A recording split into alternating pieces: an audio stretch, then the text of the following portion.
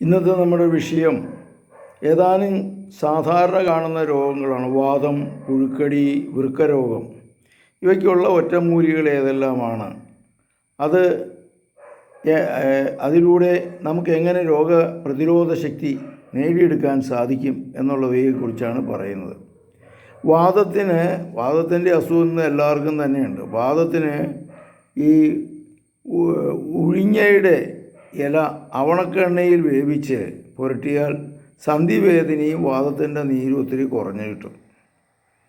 അപ്പോൾ അത് നമ്മുടെ നാട്ടിൽ തന്നെയുള്ള സാധനമാണ്, ഉപയോഗിച്ച് നോക്കുക. ഇതുപോലെ തന്നെ പാമ്പിൻ്റെ കടി ഏൽക്കണമെന്ന് വിചാരിച്ചോ. അപ്പോൾ പാമ്പിൻ്റെ കടി ഏറ്റ ഉടനെ തന്നെ എരിക്കിൻ്റെ 3-4 ഇല ചവച്ചരയ്ക്കുക. പിന്നെ അതിൻ്റെ വേര് ചതച്ച് മുറിവിൽ തേക്കുക. ഇങ്ങനെ വന്നു കഴിയുമ്പോഴത്തേക്കും താൽക്കാലികമായിട്ടുള്ള തലമുണ്ട്. അത് കഴിഞ്ഞിട്ട് ഇമ്മീഡിയറ്റായിട്ട് ആശുപത്രി കൊണ്ടുപോവുക. എന്നാ പാമ്പ കടിച്ചതെന്ന് നമുക്ക് അറിയത്തില്ല, എന്തുമാത്രം ഡെപ്ത് ഉണ്ടെന്നുള്ളത്.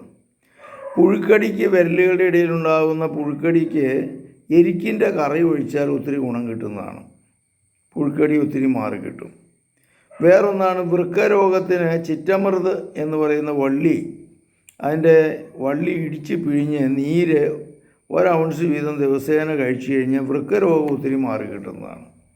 അപ്പോൾ ഈ സാധാരണ നമുക്ക് കാണുന്ന രോഗങ്ങൾ, പിന്നെ വൃക്കയൊക്കെയാണെങ്കിൽ സൂക്ഷിക്കണം, ആശുപത്രി പോവുകയും കൂടി ചെയ്യണം കേട്ടോ. ഇങ്ങനെയുള്ള റെമഡീസ് മാത്രം ഉപയോഗിച്ചുകൊണ്ട് കാര്യമില്ല. ഇത് നല്ലതാണ്. മറ്റ് ഇംഗ്ലീഷ് മരുന്ന് കഴിക്കുന്നതോടൊപ്പം തന്നെ ഇത് കുറേശ്ശെ കഴിക്കുന്നതിന് കുഴപ്പമില്ല. അപ്പോൾ അതുകൊണ്ട് ഈ രോഗങ്ങളിൽ നിന്ന് മോചനം കിട്ടാൻ അനുഗ്രഹം പ്രാർത്ഥിക്കാം. യേശുനാഥ, ഈ മക്കളെ അനുഗ്രഹിക്കണമേ. ഈ വീഡിയോ കാണുന്ന ഓരോ മക്കളെയും അനുഗ്രഹിക്കണമേ, ആശീർവദിക്കണമേ, രോഗത്തിൽ വിമുക്തി നൽകണമേ. നമ്മുടെ കർത്താവായ ശംശിയുടെ കൃപയും പിതാവായ ദൈവത്തിൻ്റെ സ്നേഹവും പരിശുദ്ധാത്മാവിൻ്റെ സംസർഗവും നിങ്ങളോടുകൂടെ ഉണ്ടായിരിക്കട്ടെ, എപ്പോഴും എപ്പോഴും എന്നേക്കും. ആമേൻ. 788-ാമത്തെ വീഡിയോ ആണ് ഇപ്പോൾ ഞാൻ ചെയ്യുന്നത്.